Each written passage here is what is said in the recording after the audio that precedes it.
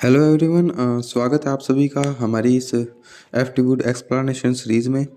तो आज हम पांचवें पॉइंट की तरफ बढ़ेंगे, तो बिना किसी देरी के हम क्लास को स्टार्ट करते हैं।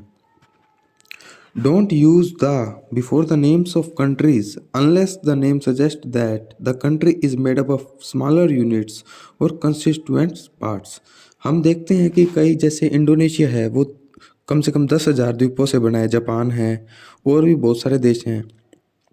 तो ये पॉइंट क्या कह रहा है कि हमें तब तक दांव नहीं लगाना है कंट्रीज़ के नाम से पहले जब तक हमें ये कन्फर्म ना हो जाए कि वो कंट्री छोटे छोटे द्वीपों से बनी है। इसमें यूनिट का मतलब है द्वीप, ठीक है।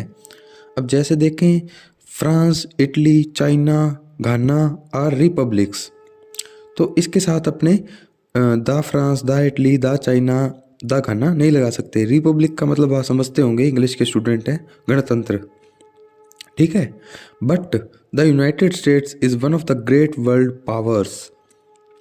अब द यूनाइटेड स्टेट्स, वहाँ पर क्या रूल है कि वहाँ पे दो नागरिकता होती है, तो वो छोटे छोटे राज्यों से मिलकर बने, इसलिए उसके साथ दा लगाते हैं अपने। Similarly the following must have the article. अब ये अपने को सीधा रट्टा मारनी है, कोई ज़्यादा बात नहीं करनी है।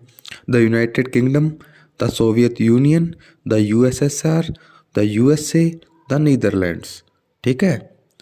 तो इसे इन 4-5 देशों को याद करना है अपनों ने, ज़्यादा नहीं होंगे। और एक दो और बता देता हूँ आपको। We also say the Sudan and Transvaal, although the names don't suggest that they are composed of smaller units. हम सूडान और ट्रांसवाल जैसे देशों के साथ भी द जो आर्टिकल है उसका यूज़ करते हैं, हालांकि ये नहीं बताता है कि ये छोटी यूनिट से बना है, द्वीपों से बना है या नहीं, और बना भी नहीं है, स्थलबद्ध देश होंगे ये। An article is also necessary if the name of the country is preceded by the word kingdom, republic, protectorate, federation. हमें आर्टिकल लगाना तब भी ज़रूरी है अगर जो देश का नाम है वो किंगडम से, अगर जो देश का नाम है उससे पहले किंगडम आ जाए, रिपब्लिक आ जाए, प्रोलेक्टोरेट आ जाए, फेडरेशन आ जाए, यानी ये संघीय है, गणतंत्र है ना, किंगडम। तो इन अगर ये ऐसे अपने को प्रीफिक्सेस मिले या पूरा वर्ड मिले तो हमें दा लगाना है, जैसे the kingdom of Macedon, the republic of South Africa. Okay, तो चलते हैं आगे छठे पॉइंट की तरफ। Don't use the before the words king and queen if they are followed by the name of the king और क्वीन। हमें king और क्वीन के नाम से पहले द नहीं लगाना है और ना ही इन शब्दों से पहले लगाना है, जैसे किंग जॉर्ज 5। अब हम इसे द किंग जॉर्ज 5 नहीं बोल सकते, ठीक है। क्वीन विक्टोरिया ऐसे नहीं बोलेंगे, queen Victoria, the queen Victoria. होते हैं एक्सेप्शंस, उसके बारे में भी बात करेंगे जल्दी। क्वीन एलिजाबेथ, ठीक है, आप समझ गए होंगे, आगे वही बात लिखी हुई है। The same applies to Pope, Pope John, ना कि the Pope John. King George 5 and Queen Elizabeth II are read as King George the 5th and Queen Elizabeth the 2nd। अब जो अपने आगे न्यूमेरिकल यूज़ किया है ना, तो उसको अगर अपने वर्ड में लिखेंगे, जैसे 5 को 5th लिखा है तो उसके साथ हम लगा सकते हैं। जैसे ऑर्डिनल्स होते हैं ना, उनके साथ तो आर्टिकल लगता ही है द, तो हम ऐसे यूज़ कर सकते हैं। सिमिलरली इसी प्रकार से रिचर्ड 3, रिचर्ड द 3rd बोलेंगे, या तो बोलेंगे रिचर्ड 3 या रिचर्ड 3rd। आगे सभी एग्जाम्पल आप पढ़ लीजिएगा। हम चलते हैं 7वें पॉइंट की तरफ। The may be used before a name which ends in road. The article का यूज़ होता है या किया जा सकता है जो रोड से एंड होता हो, रोड शब्द से, but it may also be omitted. लेकिन दा को हटाया भी जा सकता है। हम दोनों ही बातें कह सकते हैं, वी में से आइदर। जैसे I bought this watch at a shop in Edgware road, in the Edgware road. हमने यहाँ दा लगा लिया। और I bought this watch at a shop in Edgware road, हम दा यहाँ पर हटा दिया, तो हम इसे ओमिट भी कर सकते हैं, इसे लगा भी सकते हैं। But it must not B use before names ending in street. कहने का क्या मतलब है, अगर कोई गली को नाम आ जाए, स्ट्रीट आ जाए, जब तो अपने लगाने हम दा नहीं लगाएंगे। स्ट्रीट आ जाए शब्द लास्ट में, जैसे 45 स्ट्रीट, ऐसे तो हमें दा नहीं लगाना है। रोड आ जाए तो लगा भी सकते हैं, नहीं भी लगा सकते हैं, ठीक है। तो स्ट्रीट, एवेन्यू, क्रिसेंट, लेन, है ना। Nor is it use before the name of a square, हालांकि स्क्वेयर जो चौराहे होते हैं उनके नाम के पहले भी हम नहीं लगा सकते। चलिए एग्जाम्पल देखते हैं। There are many large shops in Oxford Street. अब हम यहाँ पर द ऑक्सफोर्ड स्ट्रीट नहीं बोलेंगे, ऑक्सफोर्ड स्ट्रीट को यही ऐसा ही पड़ा रहने देंगे। नेल्सन्स मोन्यूमेंट, मोन्यूमेंट होती है साथियों शायद मैन्यूस्क्रिप्ट होती है हस्तलिखित, इज ए ट्रफलागर स्क्वेयर, यानी ये चौराहे की बात कर रहा है। तो ट्रफलागर ये साथियों विदेशी नाम है, तो अपने इसके बारे में नहीं जानेंगे। XYZ जो भी हो, हमें इतना ध्यान रखना है कि जहाँ पे स्क्वायर आ जाए, स्ट्रीट आ जाए, हमें दा नहीं लगाना है। चलिए आगे बढ़ते हैं नेक्स्ट पेज की तरफ। टू अवॉइड कन्फ्यूज़न, हमें कन्फ्यूज़न मिटाने के लिए the student is advise to omit the before road also, बच्चों को यह सलाह दी जाती है कि रोड के नाम से पहले भी द ना लगाएं। But it must not be omitted when road in this case spelt with smaller letter, लेकिन हमें दा नहीं हटाना है। कब?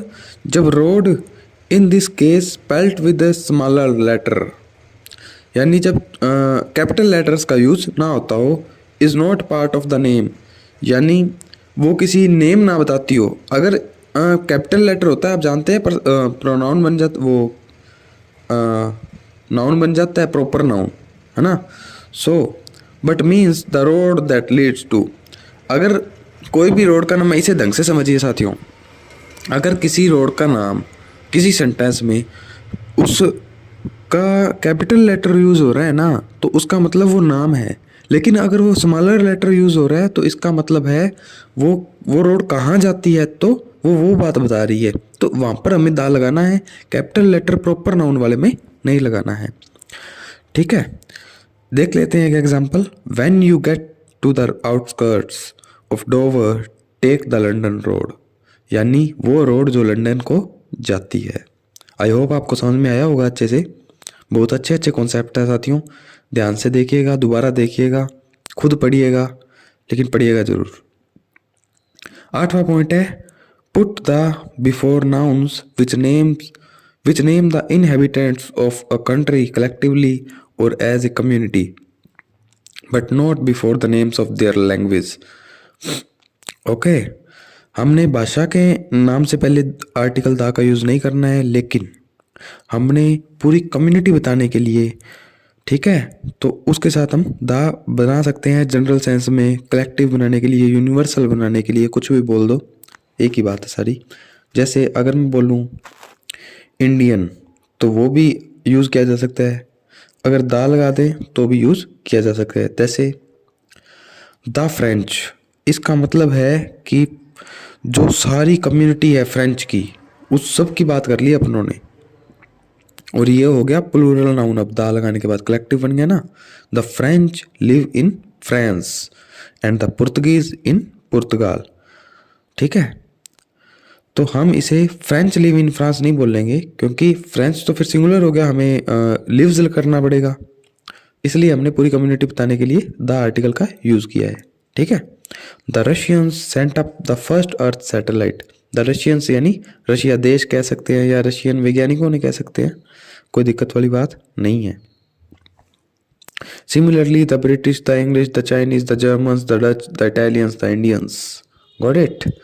चलिए आगे बढ़ते हैं। The inhabitants of France speak French, इसमें यह बताया गया है कि हमें फ्रेंच भाषा के नाम से पहले दा नहीं लगाना है, किसी भी भाषा के नाम से पहले दा नहीं लगाना है। जैसे शुरू में देख लेते हैं, Spanish is spoken in Spain, हम यहाँ दा स्पेनिश नहीं बोलेंगे, सभी भाषाओं पे अप्लाई है। English, German, Russian, Italian, Chinese, Hindustani, Urdu, Serbo Croat, Polish, ठीक है। Plural noun standing for the people of a particular country, वो प्लूरल नाउन, वो बहुवाचक संज्ञा standing for the people for a particular country however are not preceded by the if the people in questions are thought of individually। इसे ध्यान से समझिए साथियों, कि अगर पूरी कम्युनिटी की बात कर रहे हैं और हम उस इंडिविजुअल बंदे की भी बात कर रहे हैं, जैसे हम पढ़ते हैं concept the jury the police, है ना, the jury were divided in their opinions, ऐसा पढ़ते हैं, तो तब हम इंडिविजुअल की बात करते हैं ना। उसी प्रकार ये कह रहे हैं कि अगर प्लूरल नाउन का यूज़ हो तो हमें दा नहीं लगाना है, कब, जब इंडिविजुअल की बात हो। जैसे इंडियंस हैव डार्क स्किन्स, यानी सभी भारतीयों की डार्क स्किन होती है, ये कहना चाह रहे हैं। रशियंस ड्रिंक वोडका, ठीक है, सभी रशियन वोडका पीते हैं, पर्टिकुलर की बात हो रही है ना। In some cases one noun is use for the collective sense and a different one for the individual one. कुछ कुछ केसों में क्या होता है, केसेस में सॉरी, कि जो एक जो संज्ञा होती है वो तो कलेक्टिव का सेंस देती है और दूसरी इंडिविजुअल का, प्रत्येक का। जैसे द इंग्लिश, ठीक है, बट इंग्लिश मैन, है ना, the French but French man, the British, ये पूरी कम्युनिटी बता रहा है, द ब्रिटन्स बट ब्रिटन्स, है ना, the Spanish Spaniards, the Irish but Irish man. तो ये सब बातें हैं साथियों, आई होप आपको पसंद आ रही होगी। और छोटे छोटे कॉन्सेप्ट हैं लेकिन प्रश्न बड़े बड़े बनते हैं, इसे समझना बेहद ज़रूरी है। चाहे रीट हो, सेकंड ग्रेड हो, आप कहीं से भी पढ़िए, लेकिन इस बुक को पढ़िए ज़रूर, ठीक है। तो आज के हमारे ये 2 पेज पूरे हुए, हम जल्द ही आपके लिए नेक्स्ट पार्ट भी लाएंगे। आज का ये हमारा दूसरा पार्ट था। I hope you are enjoying well, so thank you so much guys, have a wonderful day.